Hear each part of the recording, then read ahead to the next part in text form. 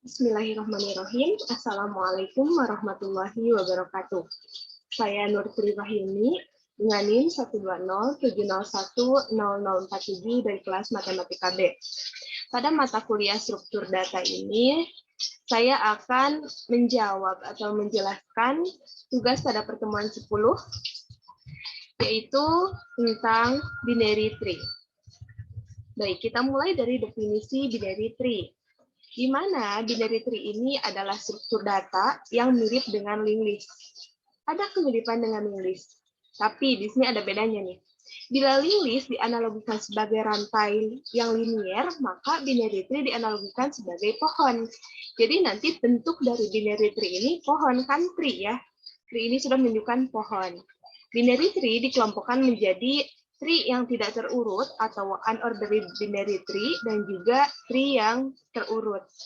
Ordered binary tree. Jadi nanti binary tree ini ada yang terurut, ada juga yang tidak terurut. Nah, ini masih pengertian ya, pengertian dari binary tree. Binary tree ini adalah pohon yang elemennya paling banyak memiliki 2 anak.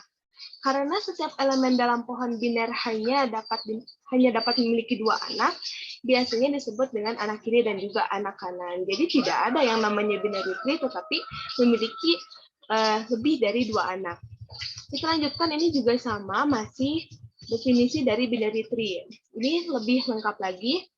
Yang pertama ya, binary tree atau pohon biner adalah sekelompok node sedemikian rupa sehingga yang pertama, setiap node berisi elemen. Elemennya ini berupa nilai atau objek bersama-sama dengan link ke paling banyak 2 node lain, yaitu anak kirinya dan juga anak kanannya. Lalu, pohon memiliki header yang berisi link ke node yang ditunjuk. Nanti ada yang disebut dengan node root. Node root ini merupakan node yang ditunjuk. Lalu setiap simpul, selain simpul akar adalah anak kiri atau anak kanan dari tepat satu simpul lainnya atau induknya. Jadi nanti setiap simpul ini bisa saja merupakan node kiri atau node kanan dari induknya. Nah, node root tidak memiliki induk, satu-satunya tautan ke sana adalah header. Jadi, yang disebut node root ini hanya node yang memang tertaut kepada header. Baik, untuk lebih jelasnya, ini ada lagi binary tree dapat digambarkan berdasarkan kondisinya. Nah, yang pertama ada binary tree kosong.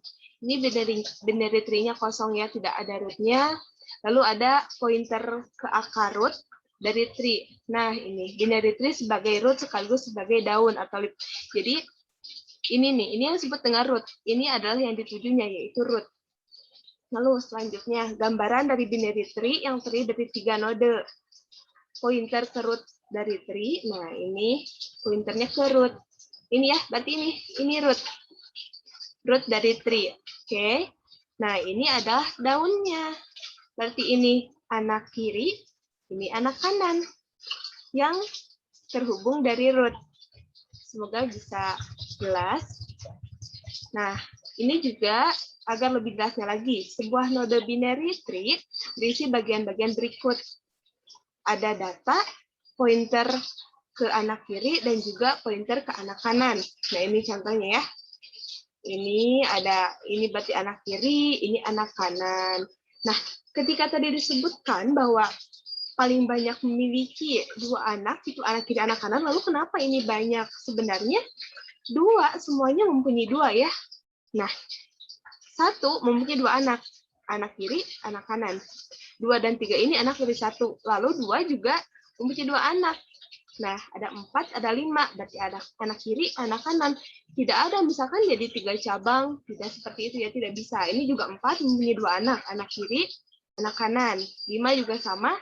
Nah, sedangkan ini, berarti ini hanya memiliki 1 anak. Memangnya bisa 1 anak? Bisa, karena tadi disebutkan bahwa maksimalnya memiliki 2 anak, berarti 1 juga bisa. Berarti tidak memiliki anak juga bisa. Ya, seperti itu. Kita lanjutkan. Di dalam binary tree ini ada yang disebut dengan balanced binary tree. Nah, kita lihat bagaimana sih suatu binary tree bisa balance. Nah, pohon biner atau binary tree dikatakan seimbang atau balance. Balance itu seimbang ya, jika subpohon kiri dan kanan simpul akar memiliki ukuran yang serupa. Ini kebalikannya. Pohon biner dikatakan tidak seimbang jika subpohon kiri simpul akar jauh lebih besar dan lebih dalam dari subpohon kanan simpul akar. Pohon biner sangat seimbang, ada yang seimbang, tidak seimbang, ada yang sangat seimbang, yaitu ketika setiap simpul memiliki subpohon kiri yang kosong. Nanti ada contohnya. Nah ini di dalam balance binarity kan karena ini memperhatikan, nah ini lebih dalam, berarti kedalaman ya, depth. Maka kita akan menjelaskan bahwa kedalaman sebuah simpul atau depth-nya, jadi depth ini dalam sebuah pohon diartikan sebagai jumlah tautan yang harus diikuti untuk mencapai simpul tersebut dari simpul akar. Kedalaman pohon adalah kedalaman simpul terdalam di pohon. Baik, kita langsung saja. Nah, di sini sebuah pohon biner tak kosong teh seimbang. Nah, ini masih menjelaskan tentang bagaimana sebuah pohon biner dikatakan seimbang. Yang pertama, subpohon kiri dari T seimbang, subpohon kanan dari T seimbang, selisih antara ketinggian subpohon kiri dan subpohon kanan tidak lebih dari 1.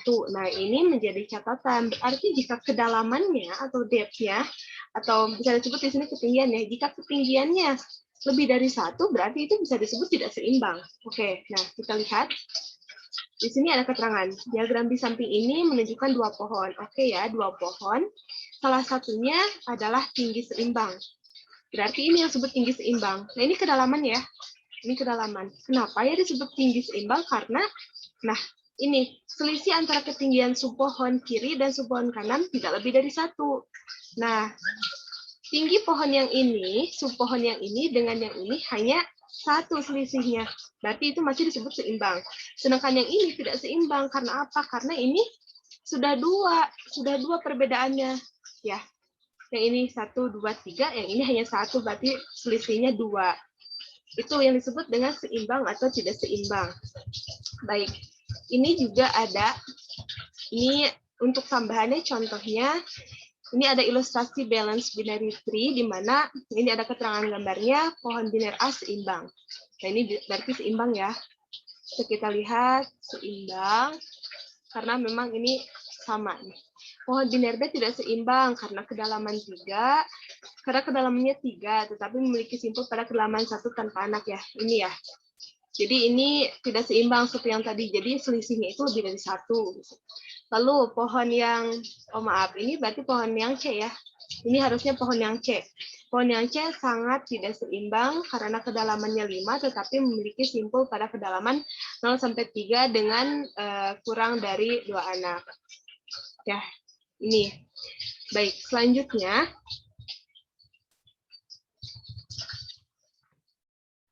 Nah, untuk selanjutnya yaitu akan dibahas tentang binary search tree.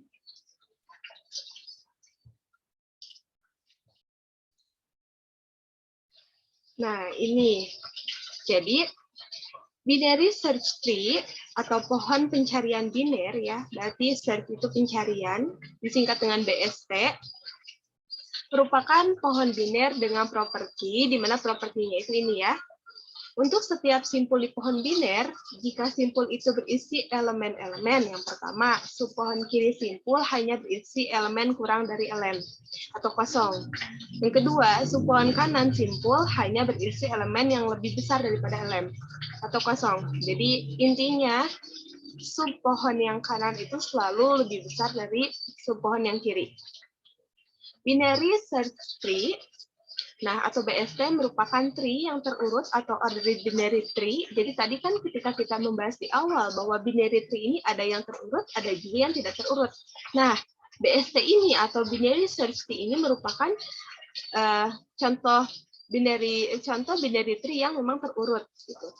Nah, jadi yang memiliki kelebihan bila dibandingkan dengan struktur data lain, diantaranya adalah proses pengurutan atau sorting dan pencarian atau searching dapat dilakukan bila data sudah terurut dalam struktur data BST-nya. Jadi seperti itu. Lalu pengurutan dapat dilakukan bila BST ditelusuri menggunakan metode in order.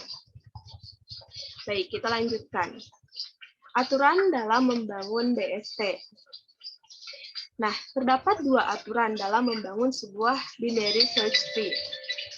Yang pertama, semua data di bagian kiri subtree dari node T selalu lebih kecil dari data dalam node T itu sendiri. Yang kedua, semua data di bagian kanan subtree dari node T selalu selalu lebih besar atau sama dengan data dari node T. Baik ya. Apa maksudnya? Jadi, maksudnya itu data atau subpohon yang kiri pasti selalu lebih kecil daripada nodenya, daripada node yang menujunya. Nah, begitu pula sebaliknya untuk subpohon yang kanan. Baik, untuk memperjelasnya, kita langsung saja menuju ke contohnya. Nah, ini ada BST atau binary subtree. Ini binary subtree berikut adalah sebuah binary subtree berukuran 9, 1, 2, 3, 4, 5, 6, 7, 8, 9 ya. Dengan kedalaman 3. Berarti kedalaman itu mana? Nah, ini. 1, 2, 3. Dengan node daun atau leaf-nya itu 1, 4, 7, 13. 1, 4, 7, 13. Nah, disinilah kita bisa memahami apa itu binary search tree. Syarat yang pertama tadi, bahwa, nah ini yang kiri, kita lihat kembali ya, biar lebih jelas. Semua data di bagian kiri subtree dari node T selalu lebih kecil dari data dalam node T itu sendiri. Nah, ini 7. 7, bagian kirinya ini harus lebih kecil dari 7, 3. Ini, bagian kanannya harus lebih besar dari 7, 10, berarti ini sudah betul. Nah, ini 3, di sini 3, berarti nanti anak kirinya harus lebih kecil dari 3, 1. Ini 3, anak kanannya harus lebih besar dari 3, 6. Ini juga ya, 10, di sininya 14, anak kanannya 14, di sini 14, anak kirinya 13, berarti harus lebih kecil dari ini. Begitu pula seterusnya.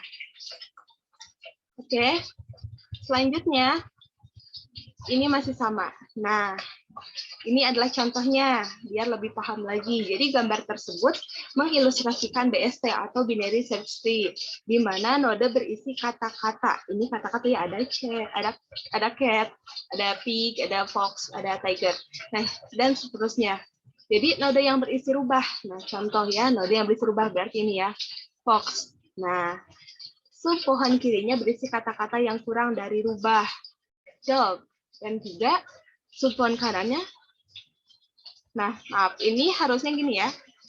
Harusnya ini subpohon kirinya ini kan dog, berarti yang ininya lion, yang lebih besar dari rubah. Lion kan lebih besar dari rubah gitu ya, sehingga dan ini dog ini lebih kecil dari rubah. Seperti itu. Ini ada salah penulisan. Baik, kita lanjutkan. Nah, ini adalah sumber-sumber yang saya ambil dalam mengerjakan PPT ini tentang binary tree. Baiklah, rupanya sekian pembahasan tentang binary tree yang dapat saya sampaikan. Terima kasih, mohon maaf apabila terdapat kesalahan. Wassalamualaikum warahmatullahi wabarakatuh.